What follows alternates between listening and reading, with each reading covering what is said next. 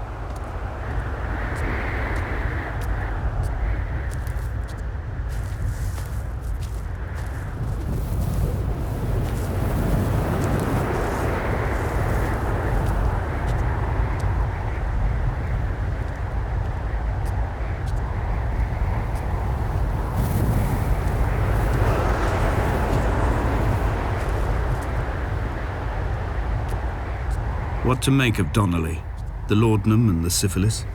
It is clearly not how he began, but I've been unable to discover if the former was a result of his visiting the island or the force that drove him here. For the syphilis, a drunk driver smashing his insides into a pulp as he stumbled these paths, I can only offer my empathy.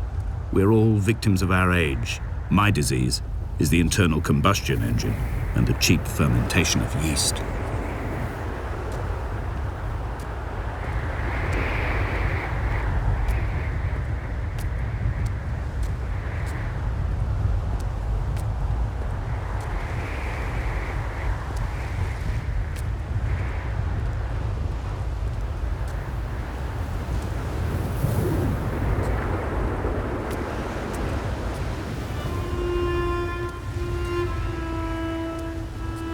They found Jakobsen in early spring. The thaw had only just come. Even though he'd been dead nearly 7 months, his body had been frozen right down to the nerves and had not even begun to decompose. All around him, small flowers were reaching for the weak sun. The goats had adjusted happily to life without a shepherd and were grazing freely about the valley. Donnelly reports they hurled the body in fear and disgust down the shaft, but I cannot corroborate this story.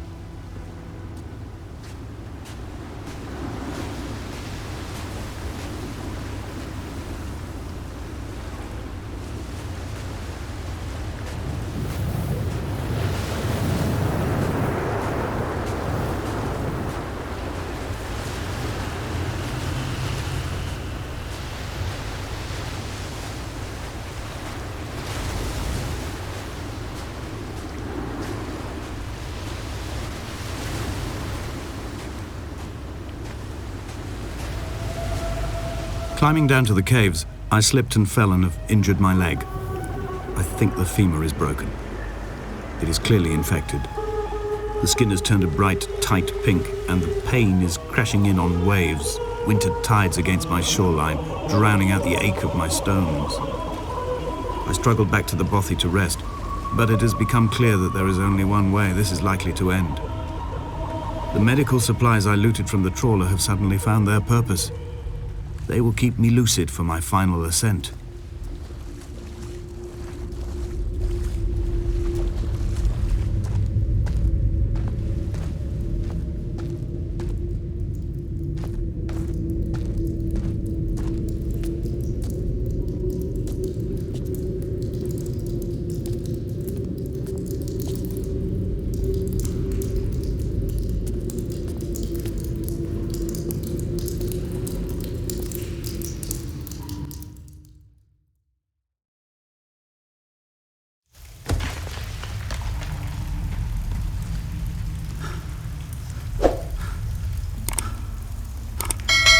Donnelly did not pass through the caves.